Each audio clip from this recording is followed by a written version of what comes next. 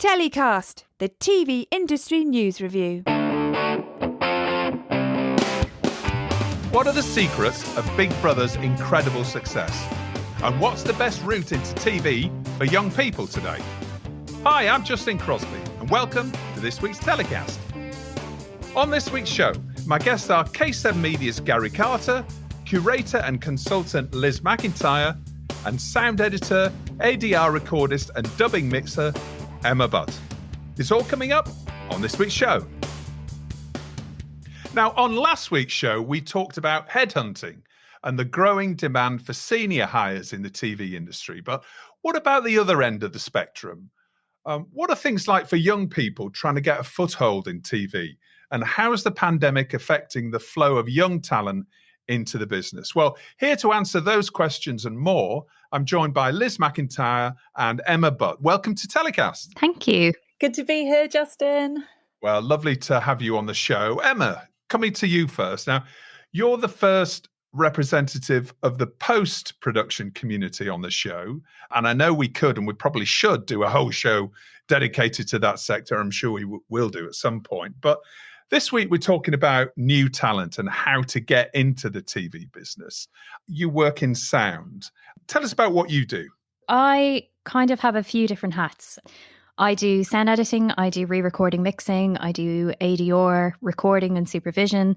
So quite a few different things and not just in one specific genre. I work in drama, factual, video games and audiobooks.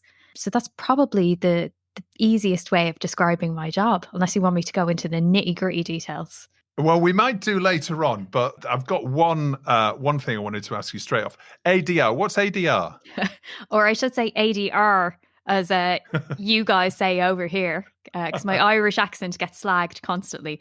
So ADR is automatic dialogue replacement. It is when actors are on set and for technical reasons, like there may be a lot of traffic in the background, or they may have fluffed a line unintentionally and there wasn't time to do a pickup, or it could be that a line of dialogue just wasn't recorded on the day and they feel like it's needed to help the story in the script.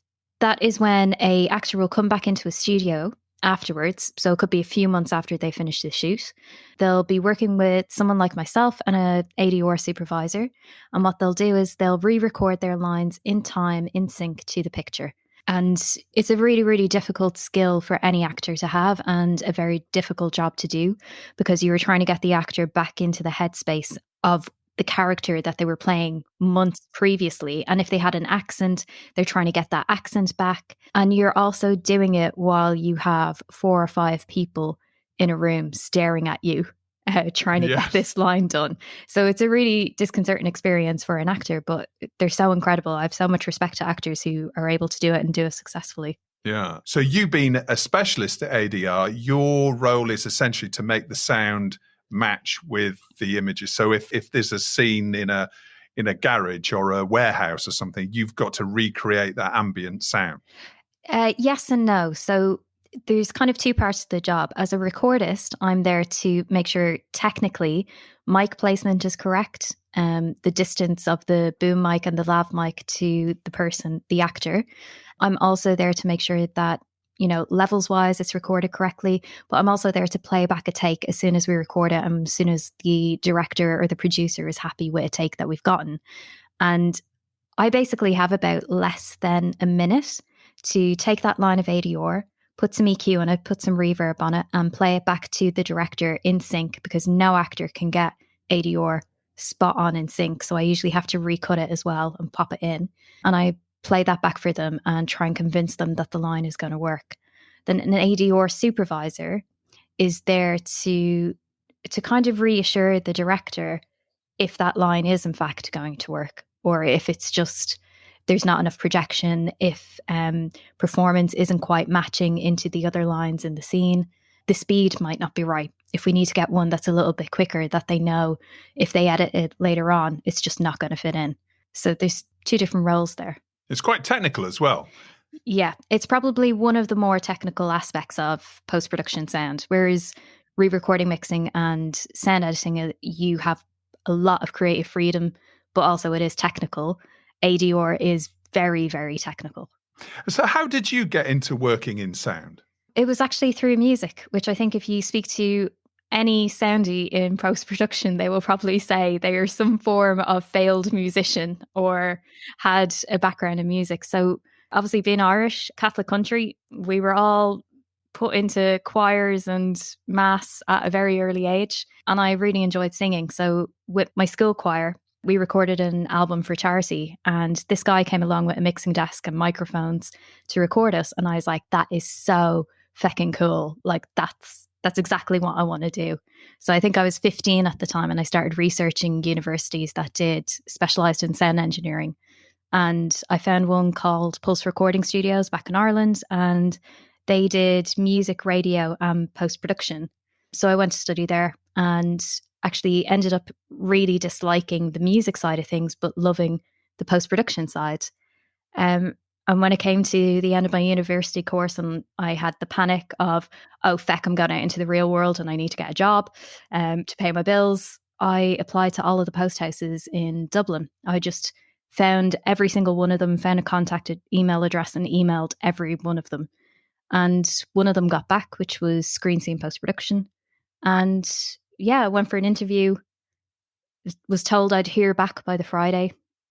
The Friday came, didn't hear a thing, so I actually emailed them just to find out what was happening. And by sheer luck, the girl that they had hired instead of me had gone on her lunch break that day, and it was her first day, and not come back because she absolutely hated it so much. Right. And I just happened to email right at the perfect time. So they got back to me and said, could I start on the Monday? And I did, and finished uni part-time and worked full-time.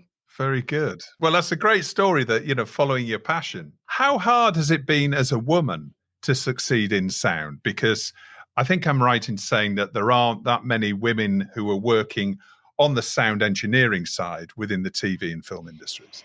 Yeah, I mean, to give you an idea of how bad the situation is, so I recently completed a report through the Lenny Henry Centre for Diversity, and it looked at the highest rated TV shows over a 3-month period on all of the terrestrial broadcasters in the UK, BBC One, 2, Sky, Channel 4, Channel 5 and ITV. Out of, I think it's 66 available job roles over all of those stations over that 3-month period, 6 were women. And out of all of those job roles, only one person was from an ethnic minority background. Everybody else identified as a white male. So the industry, not only is there a gender problem, there's also an ethnic minority problem as well. We just don't have enough diversity. So I'm actually mixed race, and I was very lucky that I'm pale as feck now from living in Ireland and England for so many years. So I've never faced racism in my job, but I have faced sexism. Back in Ireland, I was very protected by Screen Scene because one of the reasons why the MD of the company promoted me was because I was a woman. And at the time, I actually took great offense to it. And I was kind of like, I shouldn't be promoted because of my gender. I should be promoted because I'm a feckin' hard worker and, I'm putting the effort in. But actually, the more I've gone on in my career, the more I've been very, very thankful that he made that decision. Because I think if he didn't, I don't know if I'd have gotten to the position where I am now. But there's been so many times along the way, like everybody assumes that I don't really face that much sexism anymore. The month before we locked down here in the UK, so that would have been, oh God, is that 2020? I've lost all sight of the years. 2020, I had an ADR session. And like we've discussed, it's a very technical process. And it's kind of a system called Source Connect. So it's basically like a fancy telephone call.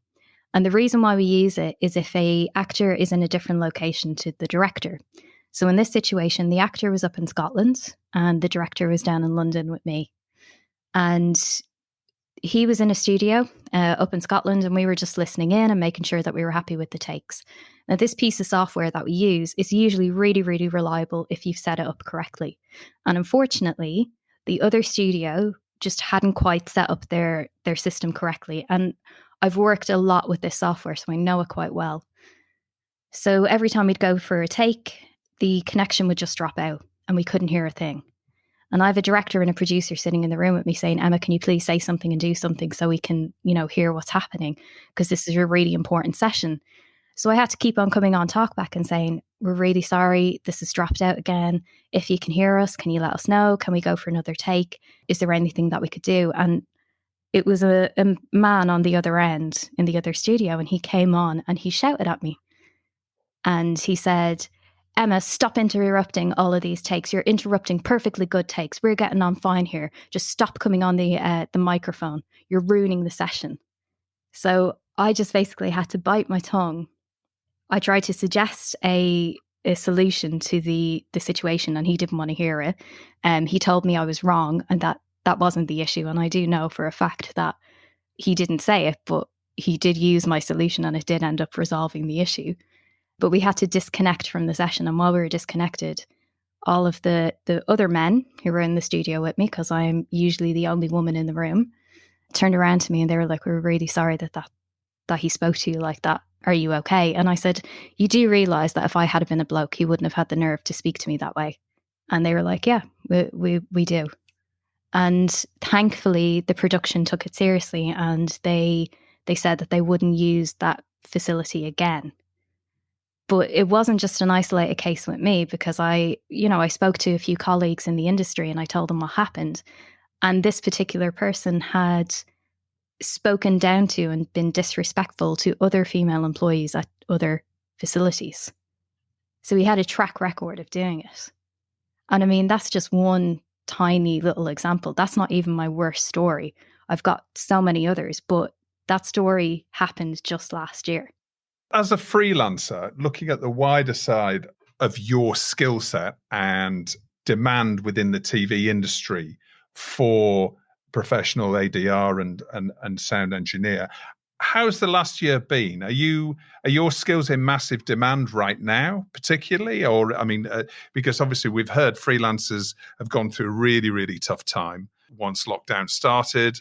Are we finding massive demand now? The industry's starting to ramp up again? I actually think that demand hasn't hit yet. I think we're going to feel it, but the feeling in post-production sound, at least, is that productions are only just starting to shoot. So unfortunately, there's always like a month or two delay before that shoot actually reaches us in editing or in sound or in grading even, to actually complete the project. So we're still in that little bit of limbo where we're waiting for everything to come in. And by the looks of it, it's all going to hit about June or July. Right. And we are just going to go absolutely insane. I mean, I've been very, very lucky in that the last year I've managed to work through. And it's mainly been because I can diversify and I don't just do film and TV. So if I'm having a quiet period, I will do video games and audiobooks. And they were two formats that didn't have to shut down. They could all be done remotely. They were able to start back up a lot quicker than TV shoots. I was back in a studio last June. I was back recording in-person sessions just in a very, very safe and socially distant way. Mm. So that's been my godsend, but I know that a lot of other soundies are not in that position. Elizabeth, coming to you. So you're hugely experienced in the TV industry, and your career has covered off documentary production, commissioning, conference production. We're talking about young people and young people's entry into the TV industry. How have you seen opportunities for young people changing over the years? Yes, I have. I mean, interestingly, just taking a step back, for you mentioning the three areas that I have been lucky enough to enjoy during my career, I just wanted to take a step back to say the thing that drives me in all three areas is an absolute love of storytelling and other people's stories. So whether that's telling them, funding them, enabling them for other people to tell them, I absolutely love that richness of stories. And I have noticed a change throughout the year. If I think about my own beginnings and what drove me to wish to tell stories in television, I funnily enough, was in a dilemma when I left university. What platform should I go for? Would it be theatre? Should it be newspapers? Should it be television? So it was less the platform and more about the desire to shine a light onto other people's worlds. So I think the main thing, if I look back at the beginning of my career, was the need to have to leave the Northwest. So at the time, I needed to come down to London in order to sort of really kickstart my career. I mean, I had a couple of little sort of bits and bobs ahead of that, but broadly speaking, it was very centralised. I think there are some steps to change that now in terms of nations and regions, which is not a term I particularly like, actually, but there are some steps and some strides to change that. But particularly when I started out, it was very much about the need to come to London. And I think what I like to do when I think about supporting young people now, which I do a lot of, is what were the gaps for me in order to make sure that they are closed now, and also to consider listening to young people, what are their gaps too. So, for example, when I first came to London, I did a lot of sofa surfing in order to ensure that I could do work experience and start my career. I didn't know anybody in the industry. I'm not from that background. But I am concerned about young people having to do things like sofa surfing because it leaves you, financially, emotionally, physically vulnerable. And I've had my own experiences of that vulnerability when I first came to London. So I really applaud schemes that, for example, will collaborate with hotels, for example, or other organisations like PressPad, who offer young people an opportunity for a safe bed with someone in the industry, or a safe pad for someone in the industry, which is really important in terms of structure for young people who are travelling away from home. And things like the codes that people needed, particularly at the time when I started in the industry, to join the industry. So I went to a local comprehensive school in the Northwest. And when I came to start my first couple of jobs, first of all, it was quite unusual for women to be in production at that time. Fortunately, that is changing in production, less so, Emma, as you say, in post. But there were jokes about me having a regional accent, which I have to say I've lost over the years. In the main, but there were jokes about that. I was asked which school I attended, so that there was this sort of club for old boys network feeling for private school. There was a club for which university you went to. I was lucky enough to go to Birmingham University, but there was pretty much assumed it would be Oxbridge. Now, these seem like quite small things now, i.e. the fact I went to university is privileged enough. But I think just having a feeling for those minutiae and nuances of what the gaps are, I'm able, I hope, in some way to serve the needs of young people and listen to them in terms of what they might be experiencing, and also other codes that they might feel that they're missing in terms of formal qualifications or speaking the right language, wearing the right things, and instead celebrate things like their own perspectives and lived experience just as much as anything more formal. So that's very much a starting point for me about what I like to think I can now do in terms of the gaps that were there when I was young, starting out, and trying to play my part in making change. Is it still the case that most people get into TV through favours, like work placements with friends of friends or introductions from parents or old school networks? Is it still the case? I think there are still favours being pulled to get people into the industry. But alongside that, I do think that there are more opportunities for a widening group of people to come into the industry. And that is just excellent through networking, through organisations, through schemes. through mentoring. However, I think what's really crucial is not playing lip service to those. So one can make immediate connections for someone, but it's really important, I think, to continue to support those individuals, not just at the beginning of their career, but throughout their career. Otherwise, people fall down. Emma, over the next few years, we're going to see more and more millennials reaching positions of influence within the TV industry. How do you think that's going to change the industry when it comes to opportunities for young people? I think it's going to really depend on the experiences those millennials have had themselves. Because like we've seen time and time before, if you've had a positive experience and if you've been helped throughout your career and you've had amazing mentors and people who have tried to raise you up, I think you're more likely to pay that forward, so to speak, and do the same for the next generation after you. I think if you haven't experienced that and you've had to fight tooth and nail, you can find that some people go the other way. And their kind of attitude is, well, I've had to fight really hard to get here. Why am I going to make it easy for someone else? So I think there's no clear-cut answer on how this is going to go. I think if they've had a positive experience, which I hope they all have, I think we'll maybe see some real change and possibly more diversity coming into our industry, because there won't be as much focus on, say, what university you went to.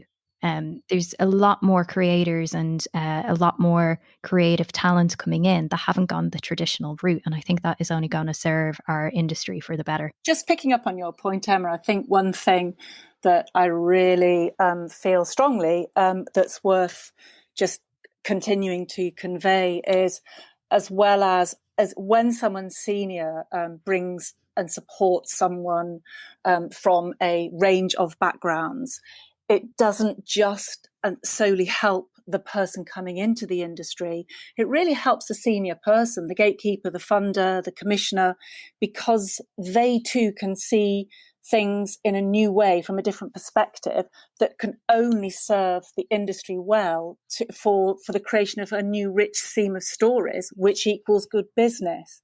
So, and also good practice. One of the mentees I was mentoring for the Women in Film and Television Mentor Scheme was Caroline O'Neill, who is profoundly deaf. She is very complimentary and says how much I taught her, but she also taught me to see the world differently, as well as good practice within an office and making inclusive changes for her. I saw the world differently, and I was able to see a whole new rich seam of storytelling. And that can only be a good thing for business as well as practice. So I think it's really great when mentoring, you realize that it's of mutual benefit. Absolutely. Emma, do you have any tips for young people and particularly women to get into post-production and sound specifically? Definitely look up who the client services manager is. So it's one mistake that I see so many young people make when they're trying to break in. So if you want to start in a post-production house, you don't go to, whoever the head of online, the head of grading, the head of sound is. They don't hire the runners. And that's where realistically you are going to start, is at a runner position and work your way up. So I always say, look who the client services manager is, and that's who you need to contact. That's who you need to reach out to. A lot of the post-production facilities also have a job section on their website, and a lot of the time the contact address for who is in charge of hiring runners is on there. So definitely that's one to check out. If you don't want to go the staff route, the other thing to do is go onto LinkedIn and look up who all of the sound supervisors are in the UK. There's quite a few well-known names there, but what a lot of them do is they have teams of people that they constantly work with. And especially in the feature film side of thing, less so, basically drama and factual and entertainment, the role of sound assistant is no longer really there. And it's something that a lot of us are fighting to get back. But in feature films, especially high-end feature films, that position still is available and still around. So these sound supervisors, when they take on a project, they'll always have a sound assistant, and that's how you're trained up. And usually, if you have a good relationship with them and you get on with them, they'll continue to bring you on to every project that they get. So definitely they are another source to reach out to. And like I said, LinkedIn as well. So many young people that I see starting out disregard LinkedIn, and I just think it's not the best approach. A LinkedIn page, people will go and look at. I get stalked on LinkedIn constantly, and I know everybody does it to each other as well. You want to see that person's experience, you want to get a sense of who they are, and so a really good LinkedIn page is a really good start. Yeah. How about you, Liz? It can be really tricky for young people to know which area of TV they want to work in. What advice do you have for young people getting into the industry right now? It's been obviously a really, really tough time with the pandemic, but in a funny way, there have been some positives as well as negatives. So obviously some of the negatives are those work experience and runner positions where you have a chance to see the industry in a holistic way and you see how all the pieces join together, which of course allows you to see a breadth of different skills. If you're in an office or you're in a broadcaster or if you're in a post house or if you're in a production company, you get that chance to see the rhythm of a production, hear the language, see what all the different roles are and ask those performing the roles to sit in for a day in an edit or sit in to see what Emma's doing and so on. So I think obviously that's challenging at the moment with the pandemic to be able to physically see those. However, in terms of that message of seeing different roles and trying different roles out or sitting in on different roles, which I am a great supporter of. I think one thing the pandemic has created, which I hope will continue, is the opportunity for sort of real democratic forum like Zoom for young people to come to free talks, for example, the ones that Screen Skills did, to get a sense of the different roles within the industry and ask questions about those free of charge and link with those who are already in the role. So I think that is a piece of advice to get a sense of the breadth of what's available, but also then be true to your values and interests for what area or genre you want to work in, because then it will become really sustainable, because it can be tough, but it will allow you to really sustain a career if it's in line with your values and interests. So I do love that hybrid that's happening at the moment of some virtual and some physical. In terms of young people, I'm conscious of things like ableism. I'm really thrilled to hear from colleagues and friends who might be wheelchair users that there are some steps being made now to have more of an understanding and more openness for people who might be wheelchair users to be able to contribute and be hired for roles that maybe in the past they weren't. So, for example, events producer roles for virtual conferences can be a virtual role that's undertaken rather than necessarily having to be a physical role. So I think this hybrid created by the pandemic has allowed some opening up for young people in a different and unexpected way. Emma, what do you know now that you wished you'd known back when you started in sound? Definitely don't have an attitude. Right. One of the biggest mistakes I made, and it's taken me feckin' years to admit that. One of the mistakes that I made when I first started out was that I left uni thinking I knew everything, that I could walk into a session and I could run it, not a bother. And the problem is university and courses and any self-practice that you do yourself, it gives you a great foundation, but it is totally unlike the real world. And it took me so long to realize that and cop onto that. And I had such an awful attitude going out into my first job. And I wish that I had toned that down quite a bit. And I was very lucky that my employers were very patient with me and saw something in me that kept me on. But Jesus Christ, yeah, the attitude, that was terrible. Yeah, well, that's what it's about, being young, isn't it? I think everybody probably looks back and feels a similar way, really, and thinking that you know everything, right? Liz, what about you? What do you wish you'd known back then? I think a couple of things I really wish I'd known is not to make assumptions about people. None of us likes to think that someone will look at you and make assumptions about what you believe, what you think, what your political views are, and so on. I really wish I hadn't made assumptions about people. And that includes either negative or positive things, but it includes things like, all the sort of real big cheeses. They like it when people approach them. If you're just starting out, they like it when you ask for advice. So don't make an assumption that someone is so senior that they won't help with advice. So I think that is one thing I would say, and also just avoid imposter syndrome. If you don't come from a media family or anything like that, try not to feel that you don't belong, because you do belong, and everyone has a place to try out in the industry. And now it's time of the show where Emma and Liz get to choose the TV industry story of the week that's caught their eye. Liz, what's your story of the week?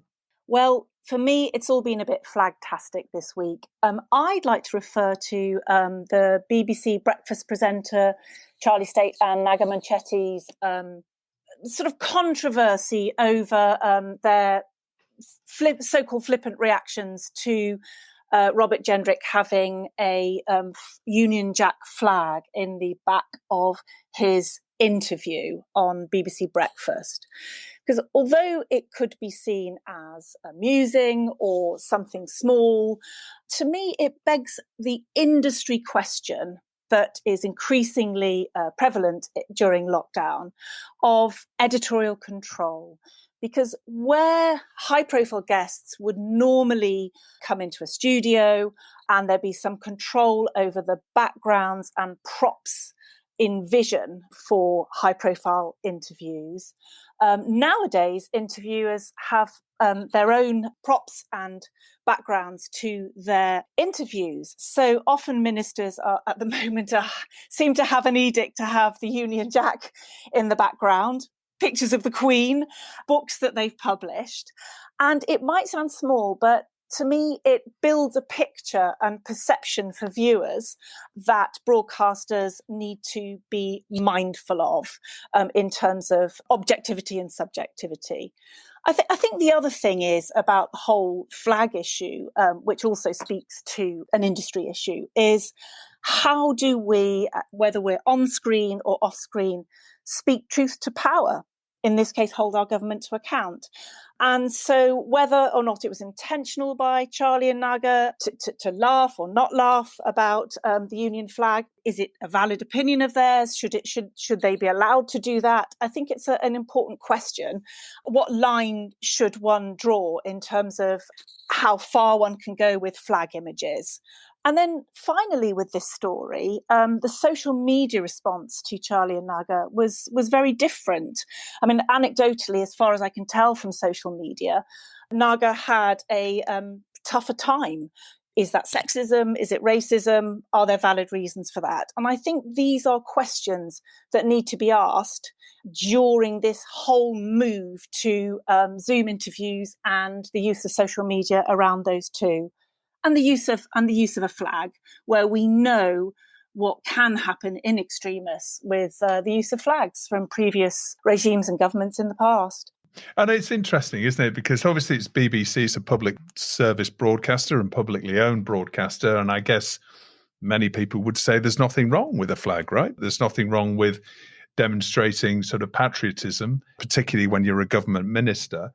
But you're right. I suppose there is the danger of this sort of hijacking of the flag that's happened as well. So it's a sensitive area, and it's worth saying as well that Naga Munchetty's since apologised for liking a couple of tweets as well, and I think that's again the broader issue around Tim Davie when he was appointed, asking a lot of the presenters be careful of what they were liking and what they were sharing on social media. That's a whole different subject. Emma, what's your story of the week? So mine was featured in the Hollywood Reporter last week, and it was about Warner Brothers inking a new deal or a new creative partnership with Dr. Philip Antiba Goff and his Justice RX team. And for anybody who doesn't know him, he is a Yale professor and the CEO of the Center for Policing Equity. Oh God, that is a tongue twister to say. The reason why this is a big story for me is because Warner Brothers, if you look at their post-production facility in London, they do not have anybody in their creative team who is not a white man. So there's no diversity within their creative post-production sector here in the UK. A few years back, I think it was only 2 years ago now, their CEO had to step down because of sexual allegations. He was also male. They've replaced him since with a female CEO.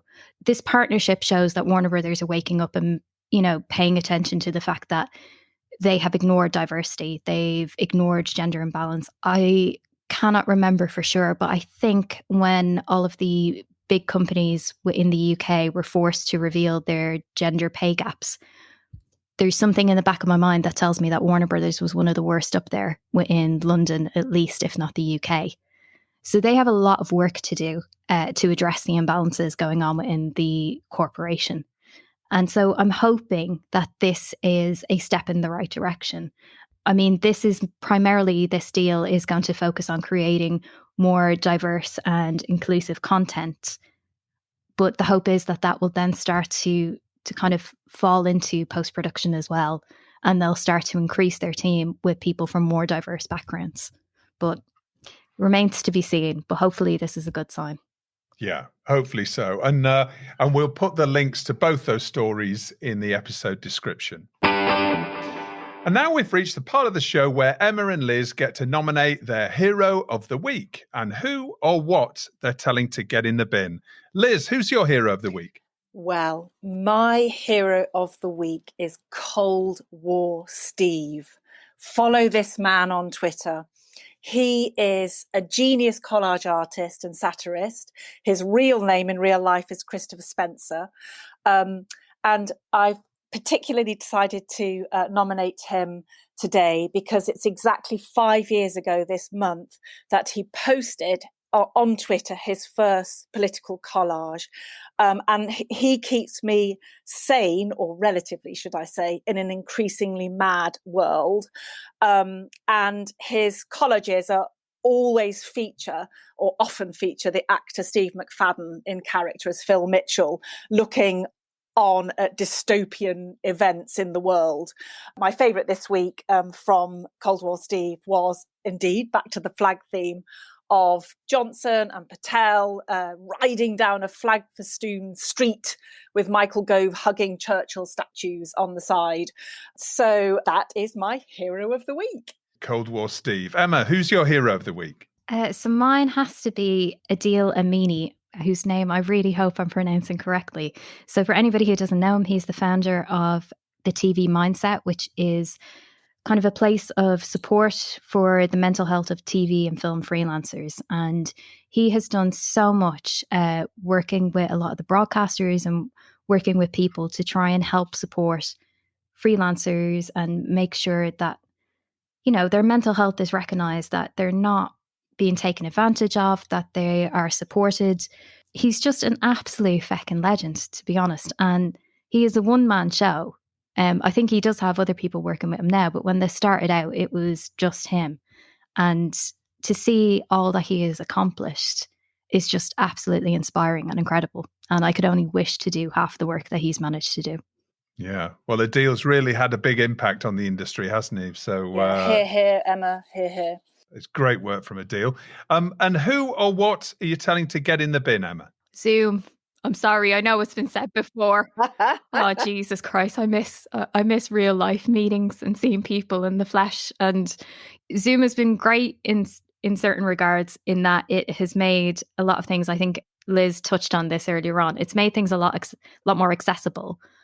But Jesus Christ, you get Zoom fatigue after a while and it just exhausts you. And I just hate it. And I hate that it's become a term that we all use now in our daily lives. And I just want it gone. But Emma, you do like seeing me in my range of knitted cardies, don't you? Yes, I do. Yes. I've seen so much of Liz's clothes that she will never wear out in public because of Zoom. And I love her for that. Okay. All right. Well, Zoom is going in Emma's bin. Liz, what's going in your bin? Any sofa connected with Boris Johnson. So the first sofa I heard about was a wine-soaked sofa in connection with Carrie Symonds, but that does actually raise the serious issue of when one responds to overhearing something, for example, like a row, for example, within the confines of a family home. I'm not making any allegations for this particular case, but it's both perhaps amusing or perhaps more serious. And I obviously read about the family sofa of Boris Johnson in the Mirror newspaper today in connection with Jennifer Akuri. And I think I should just sort of leave the rest to your audience's imagination. But again, it's both sort of teases you out of thought, as John Keats would say, but also the whole affair with Jennifer Akuri could well be in a breach of the Nolan principles of public life, which is, of course, a more serious issue. So I'm putting any sofa in the bin that's connected with Boris Johnson. All right. Zooms and sofas. All right. They're all going in the bin. Emma, Liz, thank you so much for joining me on TellyCast this week. Really enjoyed speaking to you. Hopefully we'll see you in real life very soon. Thank you for having me, Justin. Thank you. Andy Warhol is credited with the statement, "In the future, everyone will be world famous for 15 minutes." And it's just been over 20 years since the debut of a show that would end up revolutionizing reality television. Since its launch, Big Brother has taken the world by storm, with 471 series of over 28,000 episodes commissioned in 60 markets since its launch. Over 7,000 housemates from around the globe have spent over 35,000 days in the house, and there have been 5,000 evictions. There's probably been more than that, and they're probably happening as we speak right now. And of course, it's the ultimate lockdown TV format that keeps on getting rebooted and recommissioned around the world. Most notably recently in Germany, Australia, Poland, Finland, Sweden, and Greece. And here to discuss the secret of Big Brother's success is K7 Media's non-executive director, Gary Carter. Welcome back to the show, Gary. Thank you very much, Justin. Lovely to be here. You were involved in the rollout of Big Brother right at the beginning. Can you take us back right to the beginning and tell us how the show came about originally and how you became involved in the story of Big Brother? Sure. Well, in 1995, 96, I was working for Planet 24, Wahid Ali, Charlie Parsons, and Bob Geldof's company. And they sent me to Los Angeles for what turned out to be almost a year to work on a project that they had in development with Buena Vista Television. And that project was in the second year of its development, and it was, in fact, what became Survivor. And while I was in Los Angeles, I was approached by the head of distribution at Endemol in Holland, who were aware of Survivor because they had taken an option on it in several territories. And he asked me if I would join Endemol and move to Holland, which was something of a surprise, I have to say. However, after a discussion with my partner, we decided we were up for it and we moved over. What we didn't know is that Endemol was in the early stages of developing what became Big Brother. And it was, at that time, the two companies, although they had formally merged, Joopfund and Ende Productions and John de Mol Productions, functioned independently in the Dutch market. And Big Brother was a project coming out of John de Mol Productions. Within a very, very short time, I ended up reporting to John de Mol, and that really was how I ended up getting involved in the development peripherally of Big Brother and in the rollout very deeply of Big Brother. Andy Warhol said something quite interesting late in his life, right? You quoted him in the introduction. But he changed that late in his life. And in some ways, it's even more prescient about Big Brother. He said, I used to say that in the future, everybody will be famous for 15 minutes. But now I think in 15 minutes, everybody will be famous. It's so, relevant today, isn't it? Particularly relevant today with social media and all the other developments. There was no social media back then. There was no. This is before Facebook and it was before the iPhone, which is astonishing to think of. You were involved, as you say, peripherally in the development. Tell us a story about the first show, when the actual first show aired, presumably in the Netherlands, and its subsequent rollout across the world. So the show went on air in 1999 on a Dutch broadcaster called Veronica. It was scheduled to take us through, or to take the contestants through, I suppose, the last days of summer into Christmas, and it was due to end, as I remember correctly, on New Year, or just before New Year, 1999. So in other words, it was going, yeah, that's right. It was just going to end before the millennium. That would be right, I think. Nobody knew what the show was. We didn't know whether the show was going to be a success. It was very, very difficult to sell. Originally, when it was first developed, it was going to last a year, right? And John's thinking was that this was a key USP for a broadcaster because it meant a very low cost per programming unit. But in fact, it was too long. At a year, everybody, the broadcasters, started to get nervous, and it caused something of an internal debate inside Endemol, with people feeling that it was somehow cruel or manipulative in a direct way. So we trimmed it back after several years, in fact, of trying to sell it. We trimmed it back to 3 months, rejigged the mathematics. We didn't. I think that it's fair to say that we knew that it was extremely unusual, and we knew that nothing like this had ever been done, but we certainly didn't know it was going to be a success.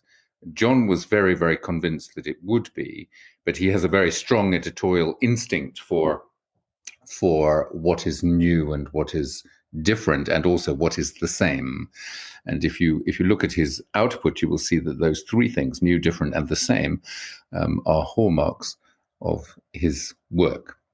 So the show went on air, and very, very quickly it became a success. At what point did we know it was going to be a success? Well, I think I first knew it very early on, when one of the contestants, would you believe, developed a very bad toothache. And the choice was that either they could leave the house and go to the dentist, or we'd send a dentist in. But if we sent a dentist in, we would transmit the the work that the dentist did, and the housemate, as we call them, decided to stay, and so the dentist went in and I think performed a filling or something like that on this particular housemate, and there was an audience spike. Right. And when you think about it, Justin, you talk about the technology, but of course the technology back then was extremely, by the standards of today, extremely limited. The cameras were really like surveillance cameras. The quality of the tape we were using was relatively low grade. John's obsession was the quality of the sound, not the quality of the vision. And this was because we couldn't move the cameras. They were fixed. Yeah. So it had this strangely, slightly surreal air, because often you would have, for example, this is true, in the early episodes, there was a conversation between two housemates about a third, in which the two housemates were cooking, and actually all you could see was their hands while they cooked, but you could hear them absolutely talking about the third candidate. And something similar happened with the dentist. I don't believe you could see in the mouth because we couldn't change the rig, but there was an audience spike. And at that point, I thought, oh, there's something going on here. So the commissioner, the original commissioner, you said the Veronica was the channel. Who was the original commissioner then? Can you remember who that? Oh, absolutely. He's still alive. He revels in the name Unico Gluri. Right. and he was a commissioner at the channel, and allegedly, I mean, I wasn't there at the time, but I understand that the deal that they did was that for every dollar that Veronica put on the table, John put $1 on the table, or it would have been a guilder in those days. Mm-hmm. And the deal, as I understood it at the time, although that changed very quickly, was that each side would put in half of the budget, and in return, John would receive, or Endemol would receive 50% of the advertising taking. However, of course, it took off, and immediately Veronica renegotiated that part of the deal. So you're talking about the success of the tooth operation, if you like, and that being a bit of an eye-opening moment when you saw the audience spike. I mean, doesn't that take it just really to the heart of what it is? Isn't it just pure voyeurism at its most basic? Well, look, Justin, I've had to deal with this question my entire career, so I'm going to give you my standard answer. Okay. If you define voyeurism as the ability of one party to watch another without necessary permission, then I would say that the news is voyeuristic, because these people have given you permission to watch them. All media, of course, especially visual media, all media has an element of voyeurism. But these people are aware of what is happening. They're participating willingly. If we talk about voyeurism, we inevitably talk about a kind of sexual connotation. What do we know about the audiences for Big Brother from research is, despite what the producers may choose to show them, the audiences are more interested in the promise of love, the promise of sex, the promise of violence, than actual love, actual sex, actual violence. So there is, I suppose, a sort of broadly titillatory aspect. But I would say that it's much simpler than that. Big Brother proves that speculation about other human beings, about their motivations, about their inner life, about their dreams, about how authentic they are, is really close to the heart of most people. And one of the things that we discovered in researching the first couple of series in Holland is that it functioned very much as a basis for family speculation and family discussion. Why were these people doing this? What were they doing it for? Was it about the money?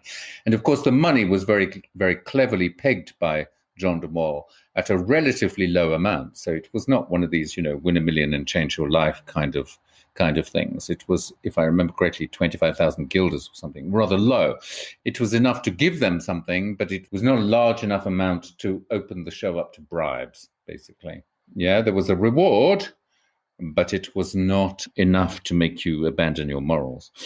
The other thing to understand, I think, and this is true, certainly true of Dutch society, and probably true of the way the internet has developed. In Holland, where I'm speaking to you from, we have a saying, doe maar gewoon, en gewoon is gek genoeg. And that means act normal, because normal is crazy enough.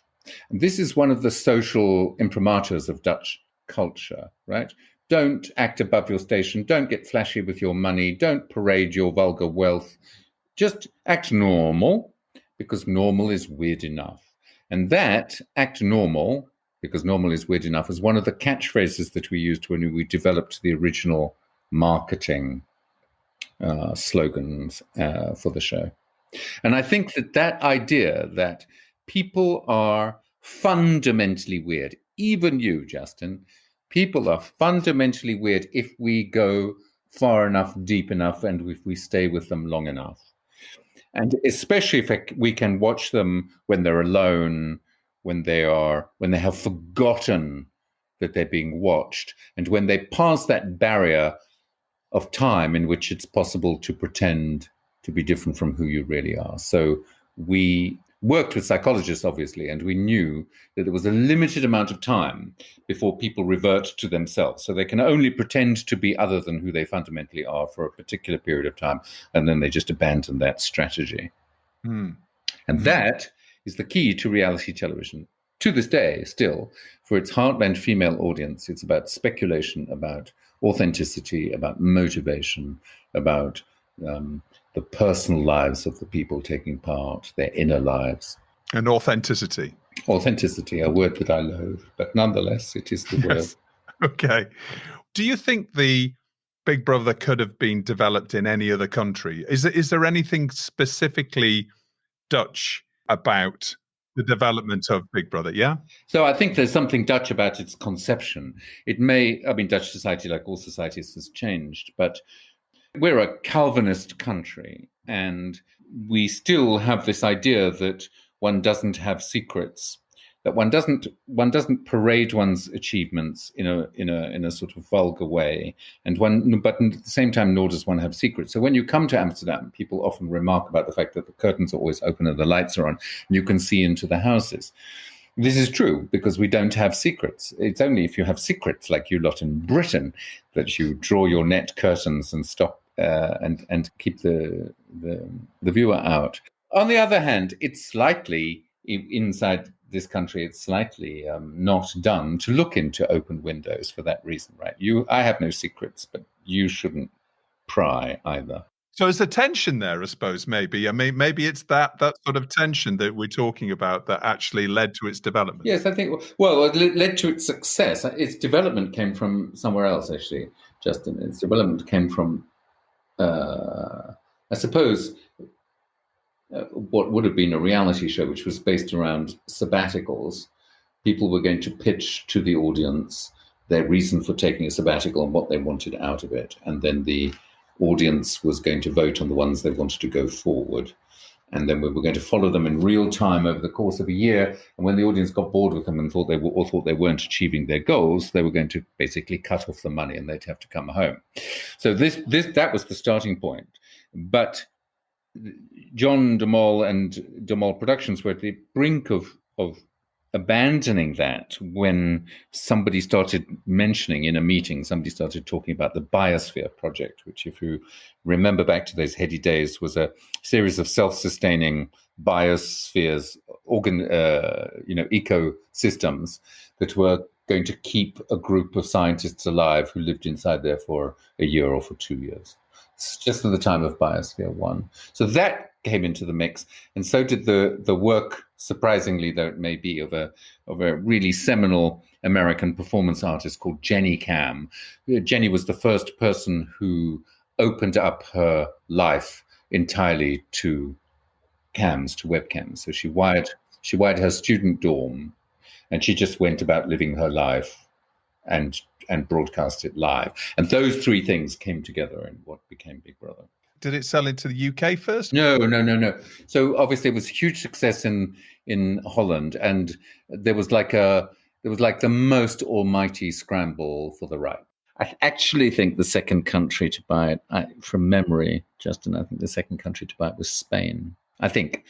But Endemol by that time was growing to something of its golden period. And so it had very, very strong local managing directors in the UK, in Bazalgette, in France, in Stéphane Corby, in Italy, in Marco Bassetti, in Spain, in Jose Velasco. And this was really the network's moment. And I mean, I was the director of programs. It was my job to make sure that the show went out from the center. And what we did was a strategy that is probably quite common now, but we brought the broadcasters to us, to the house.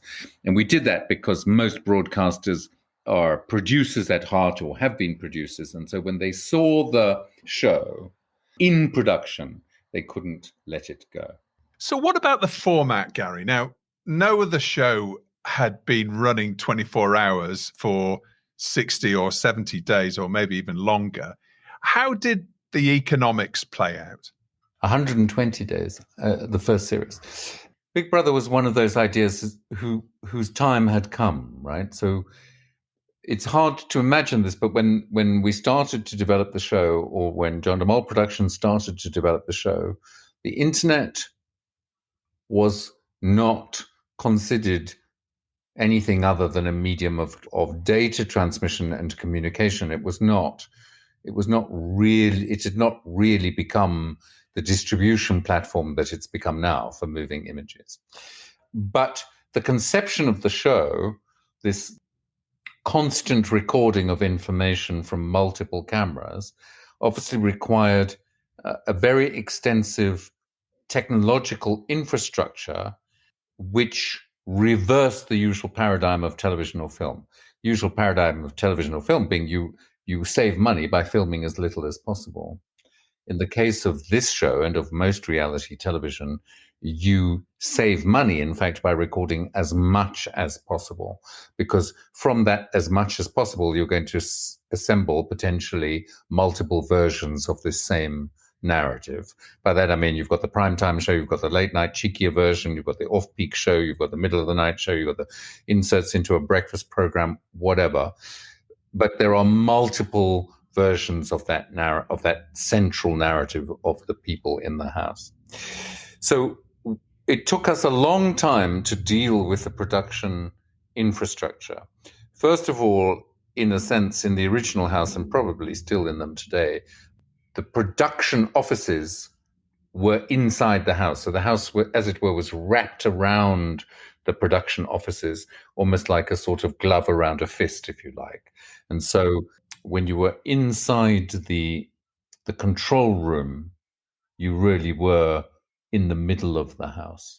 Secondly, we were using, of course, quite limited immovable cameras taken from surveillance and security cams.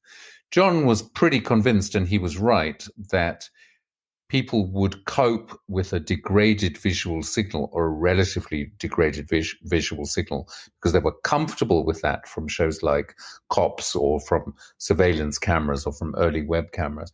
But that what was crucial was that you should be able to hear absolutely everything. And so there was an enormous infrastructure, enormous amount of experimentation around making that possible. Mics hanging from the ceiling, they wore mics as a contractual obligation, that kind of thing. But the digital revolution started to kick in just at this point. And what it gave us was the ability to record masses and masses of visual material, and specifically to tag it so that we could keep track of all of the footage in real time. So we used loggers who were constantly tagging the flow of information as it was coming out of the cameras, as it were, into computer storage, so that it could be retrieved. That was one of the big critical issues. The second was that the amount of tape stock that we would need, tape indeed, and Sony was just launching a news gathering video format called SP, if I remember correctly. And we did a deal with Sony to provide all of that material because it was slightly below what you might call primetime studio camera standards, but it was not far off. That was the technological infrastructure. Then, of course, it became clear as the show started to roll out in those first couple of years, we started to realize that the internet itself could become a means of observing directly and in an unfiltered way what was going on inside the house. First of all, it was, of course, it was really about subscription plays, but then it became about the internet itself eventually. I think the show is very prescient. Format is very prescient. If you think that it was developed from the middle of the 90s, just as the internet's rolling out, what you see is a great deal of concern about surveillance. You see films like EdTV. You see, of course, The Truman Show. You see a lot of anxiety around surveillance, around being tracked, around being watched. And for the first time, the production industry has the direct tools and means of dealing with this enormous recording challenge. Yeah. So I think theme and technology came together at the same time. We don't need tape. We've got YouTube, we've got Facebook, we've got Instagram TV, we've got, unlimited live streaming opportunities. It's surprising to me that Big Brother hasn't landed on YouTube or Facebook or found another home within a social media platform, because it skews younger. Why wouldn't Facebook do a deal to bring Big Brother back?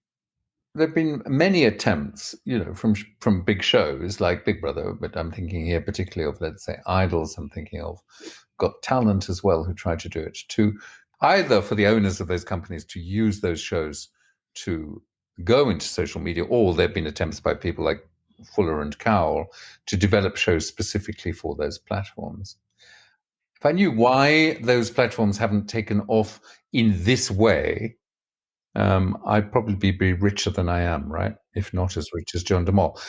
I do suspect that the idea of competitive reality operating in those domains has been supplanted by individual live streamers, individual broadcasters, individual video bloggers, those kinds of things. I mean, I think Big Brother pointed the way towards how people would perform themselves on the internet. What Big Brother could not foresee was that the means of doing so would become personalized and miniaturized, and entirely in the hands of individuals. So you could say, things like TikTok and are the children of Big Brother in some regard, and I don't think that's too big a claim. I personally think that Big Brother is one of the most significant media events of the cultural and media events, in fact, of the late 20th century. Unquestionably, I would say, in fact. I'll take any of your listeners on this subject.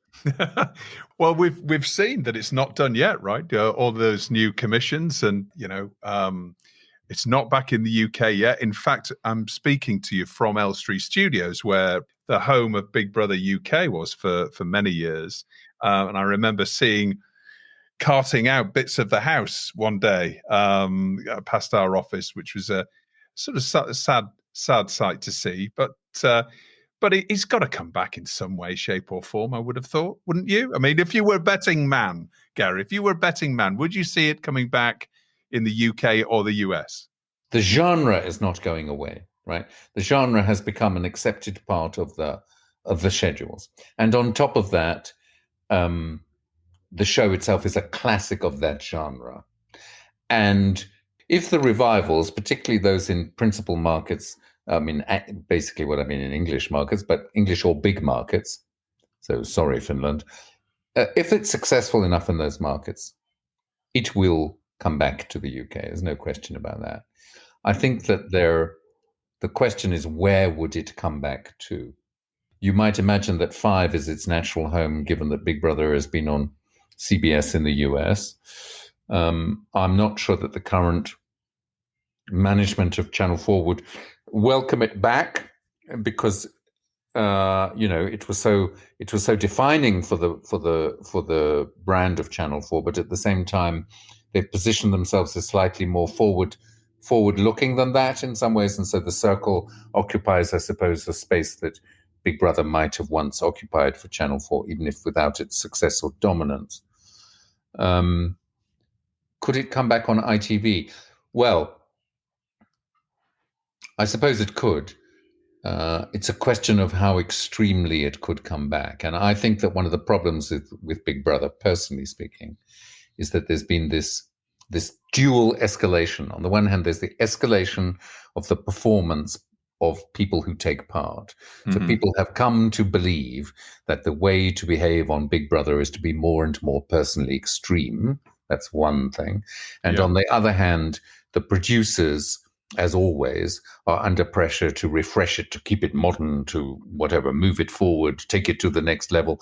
And so they start to overproduce it. I think one of the keys to Big Brother is that it's a truism of all reality to say it's about the casting, but really, this show is about the casting, and it's about casting people, in my view, who appear to be rather everyday. And the more you get to know them, the weirder you understand them to be, like you and me, Justin. Yes. But what about duty of care? I mean, that's obviously a really key issue now for reality productions. You mentioned ITV, obviously, big issues that they've had with a number of their shows in terms of, self-harm and suicide, not only for reality stars, but presenters as well. many of the people that go into the house or into these reality shows seem unprepared to deal with the social media storm that fame or infamy, if you like, brings with it. And as we said before, at the outset of Big Brother, there wasn't social media. Facebook hadn't been created at that point. Do you think that the risk of commercialism and commercial broadcasters putting profits before welfare, do you think that's one of the big impediments for it to come back in the UK? Oh, no, I don't think that's true. No, Justin. Look, it's unquestionable that broadcasters have a duty of care generally, right? And in relation to the exposure that people who take part in reality programs get and the mounting publicly available speculation about them that they themselves have access to on social media is, of course, an enormously growing pressure point. The contestants, however, on all reality shows and the housemates on Big Brother, of course, have also now a long tradition of understanding what it means to be in those shows. If you think back to the first few shows, so particularly, for example, the guy who won the first ever series in the world, the Dutch series, Bart Springenetveldt. Bart Springenetveldt basically periodically appears in the press and talks about how Big Brother dominated, if not ruined, his life because he was utterly unprepared for the fame of it. This, I think, is the crucial issue, is nobody knows. You and I don't know. I mean, I may have worked with famous people. I may have created one or two famous people or bolstered their careers and their fame, but I don't know what it's like to be subject to that. And I can't imagine what those pressures are like, which is why on all the series of Big Brother that I worked on, there were psychologists around and available, and there was psychological screening before they were chosen as part of the casting process, and indeed when they came out. I myself used to do the so-called walk of shame conversation on Big Brother. On occasion, the walk of shame conversation being just when the winner understands that he or she has won before they face the press, right? In those days, they used to meet somebody like me to basically say, to talk them through what it was going to be like, what was likely to happen, and also to make them understand that it was not going to last forever, which of course most of them don't believe. Though to the extent that they've got involved in order to become famous, which is, I suppose, a truism of reality television, they also believe that they will be famous forever. So it's very hard, I think, for them to imagine that they might just be a fashion and not be famous within a year. Obviously, these people need to be supported. I don't think it's a barrier to it coming back. There have always been issues with contestants appearing on shows, and in some cases, particularly reality shows, right from the very first of them. And there's always a connection between, I think, or there's always a question about the motivation of people for wanting to disclose themselves in quite that way to quite that many people. But it's not just fame, is it? It's popularity. And I think that that's what social media has brought to, the reality TV now is the likes, all of these different triggers, if you like, of voting up or voting down. And if you're the sort of person that, that is looking at your phone, I mean, I know how many times I look at my phone every day, and it's ludicrous. You would imagine that a young person coming into a Big Brother or a similar sort of reality show, puts so much more emphasis on how they perceive they're being voted up or voted down, how popular or unpopular they are on social media. And that brings with it huge pressures, doesn't it? I wouldn't know, to be honest. I can imagine, in my experience of working with people on Big Brother and similar reality shows, what I will say is that there was a moment when people, in relation specifically to Big Brother, when people realized that they were not famous, they were celebrities. Okay, what's a celebrity? My favorite definition, somebody who's recognized by more people than they themselves can recognize. Okay? It's a question of exposure, not of achievement, right? So fame is about achievement, celebrity is about exposure. There was a moment when members of the public who were doing shows like Big Brother realized that that exposure had value.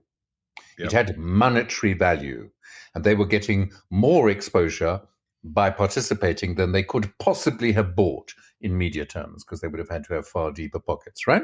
Yeah. And that it was possible, therefore, to trade that exposure in the same way as other parties, other actors in the media infrastructure trade that exposure, advertisers, broadcasting channels, those magazines, those kinds of things. Yeah. And they believed that they could parlay that exposure into lasting wealth and lasting careers.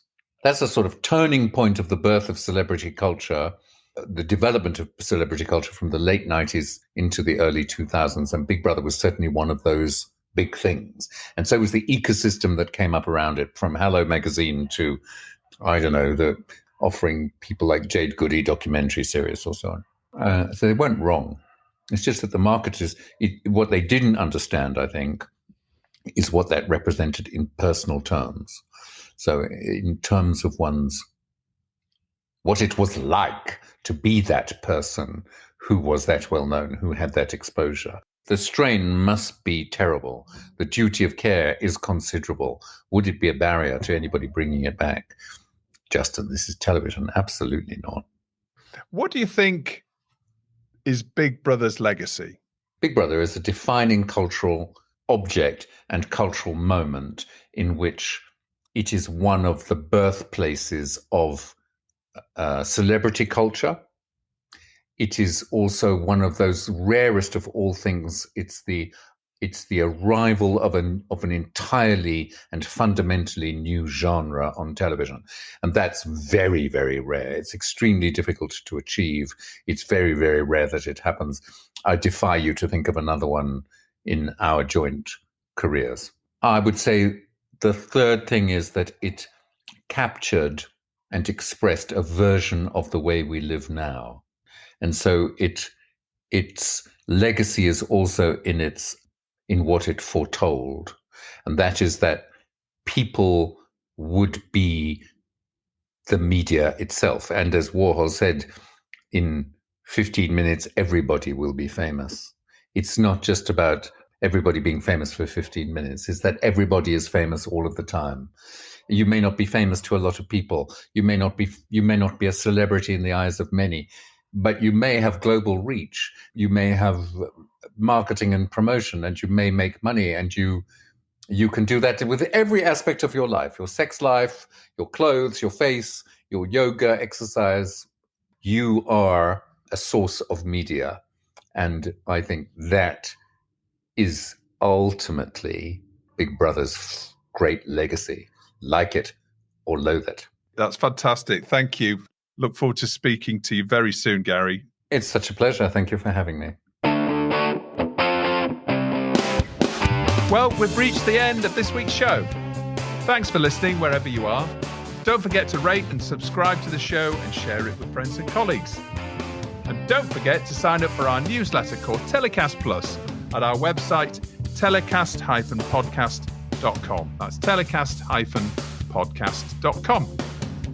You can also follow us on Instagram, LinkedIn, and Twitter.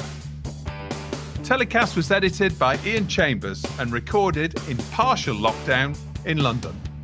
So, until next Thursday, as always, stay safe.